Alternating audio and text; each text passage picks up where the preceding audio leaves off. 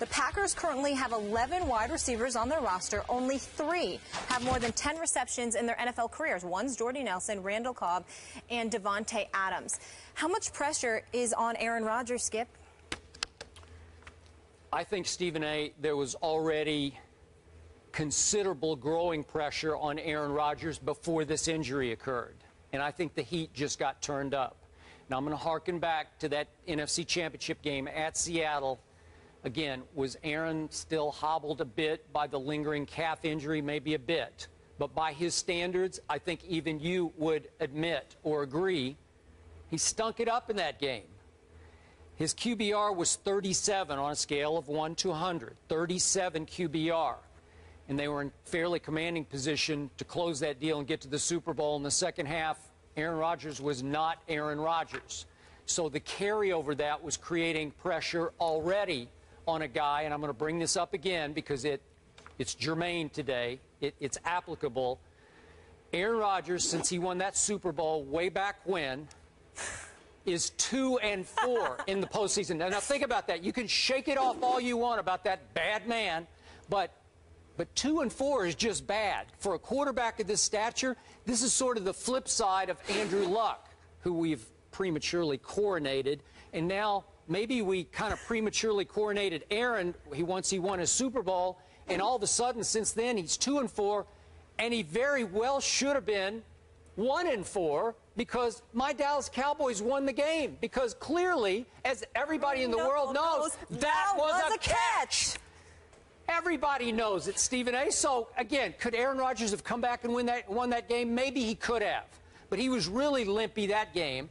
And I think my Cowboys would have closed that deal and gone on to Seattle and beaten Seattle up there as they already had in the regular season. And then who knows what would have happened in the Super Bowl. That would have made Aaron Rodgers 1-4 since his long-ago Super Bowl.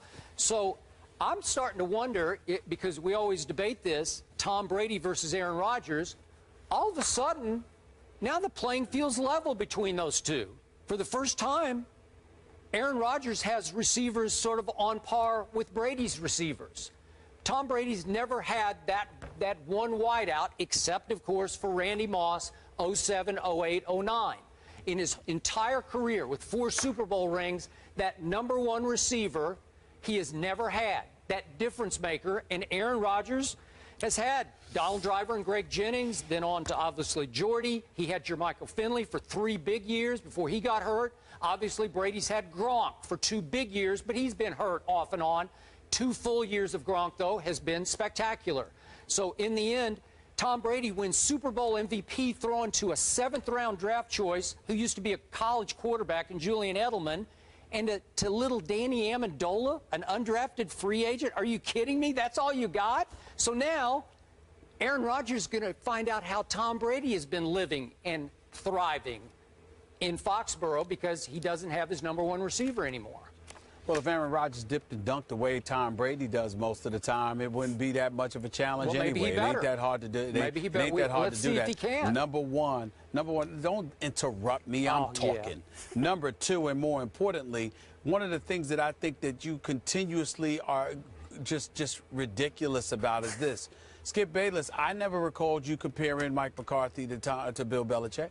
I mean, that's who Tom Brady has had at his disposal. Now, listen, I like McCarthy, and I respect him, and he's a Super Bowl champion as a coach, okay? But the flip side to it is that he gave up offensive play calling duties, all right? He, got rid of the special teams coach, got rid of the dude that couldn't hold on to the onside kick and all of this other stuff. I mean, you got all of that stuff going on. There were changes that took place within their coaching staff. The infrastructure of the Green Bay Packers is not nearly as consistent as that of the New England Patriots. When you also look at Aaron Rodgers, this was his #1 weapon. Jordy Nelson has improved every season over the last 7 years. I mean, if you look at it, the 43 touchdowns over his last 3 or 4 seasons is like 3rd behind Rob Gronkowski, and I forgot who else there was. But when you look at that and you look at the fact that he had 7 touchdowns last year for 40-plus yards, which led the NFL, this is your #1 primary threat at receiver. That's a lot to lose. Randall Cobb can pick up some of the slack, but you're going to need other guys like Devontae Adams and others to pick up the slack as well. They're going to have to get open. All I'm willing to say about Aaron Rodgers is what I have continuously said. he's a bad man. And if you get open, Aaron Rodgers will get you the ball. It doesn't have to be for a second or two. It could be for a split second. You get open, Aaron Rodgers is going to get you the ball because I believe he's the best pure passer in all of football. And I believe before all is said and done, he will go down as arguably the greatest ever. He's that lethal. He's that big time. He's that pure, that gifted as a quarterback in the National Football League. This is what I believe about him. But he can't do it by himself. He's the quarterback, but receivers got to get open and catch the daggone ball when he throws it to them. You understand? Because if he's not doing that, then it's going to be a problem. I can assure you that when you're looking at him and where he's supposed to put the ball, if dudes are open, watch him find them. There's none better than him at that. Which brings me back to how we opened the show yesterday. And I must admit to you, we've been working together for what? We going on like 15 years? It's 3 years. What's that? 3 years. No, I mean overall. 3 years on the show. But going back, all the way back to some other network where we first started, right? Okay, 15 plus about years. 15 years. Wow. In all the time I've been with you, I think I always kid you that I feel like I know you better than you know yourself. But I usually am correct in anticipating which way you will go with the question. I'm guessing, but I'm usually correct in anticipating. Yesterday, you threw me the biggest curve you have ever thrown me. We did scale of 1 to 10 trouble. How much trouble are the Packers in without Jordy Nelson? And I thought you might say 1 because you just say he's a bad man. It just doesn't matter. And you went all the way to 9. And I had already written down 8. So you shocked me with that one because you went more trouble than I was even seeing for the bad man that is Aaron Rodgers. I think Jordy Nelson's a devastating loss. Okay, but if he's that bad of a man, if he's as great as you just detailed for me, and you keep beating me over the head with day after day after day on the show, then you should have said it was a 1, that he'll make a star out of Randall Cobb or Devontae Adams or Jared Abbrederis, right? First of all, this is first take. It ain't skip take. You got your take, I got mine. And I look at it, and there you go. Keep dreaming. The point that I'm trying to make to you, big time, is this. When you look at it from the perspective of Aaron Rodgers, I'm looking at it as, are you going to be able to get open? It doesn't matter. That's all I'm thinking about. Listen, he hit you right there. You barely turn and the ball's there, so it doesn't matter. He could make me a star. I am telling you, Aaron Rodgers will show up and do what he's supposed to do. I have no doubt about that.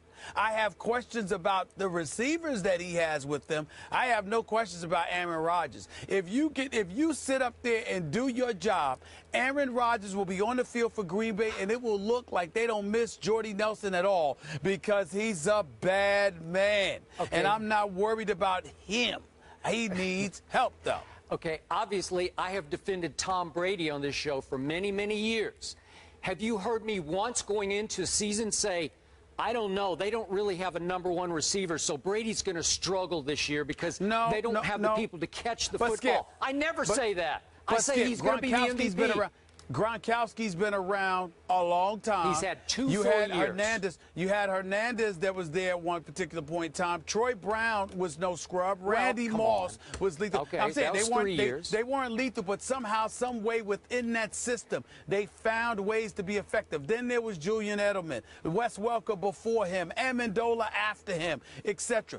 Guys played their role, fit into a system adroitly, which is why Bill Belichick is raved about as much as he's raved about, because they find a system. Matt Castle won 11 games. Without Tom Brady, Matt Castle, we ain't heard from him since. But that year that Tom Brady went out in week 1, he played for Bill Belichick in New England and won 11 games. And at that particular moment in time, we asked ourselves, how much of a beneficiary was Tom Brady from the New England Patriots system? Because we talked so much about him, but when Matt Castle won those 11 games, even though they didn't make the playoffs, he won those 11 games, and we said it could be the system. All I'm saying to you is you can't ignore that. Okay, remember, Matt Castle was coached that year by one Tom Brady.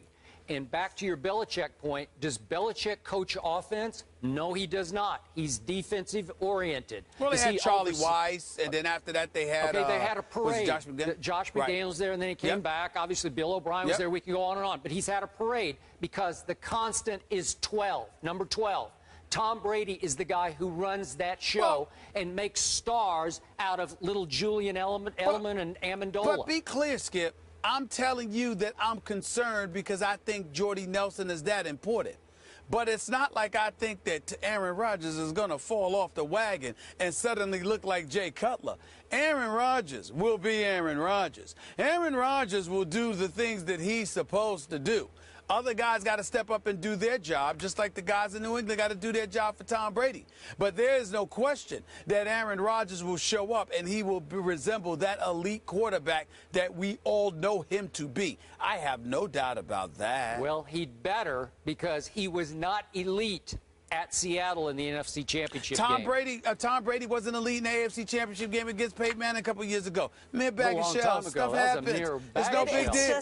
It's no big deal. Wait, Tom Brady, the second half of this AFC Championship game and then the Super Bowl, what happened? I think he was the MVP against the Seattle Seahawks that had just beaten Aaron Rodgers. Really? Tom Brady's got a Super Bowl for the first time in 10 years. Congratulations. We'll see what happens with Aaron Rodgers. We'll see. Can we get hashtag mere bag of shells and premature coronations trending, Rob please? Crampton, honeymooners. That's where I got it from. I just want to spin this forward to fantasy. Obviously, Jordy Nelson's injury ups the value, the ADP of both Randall Cobb and Davante Adams.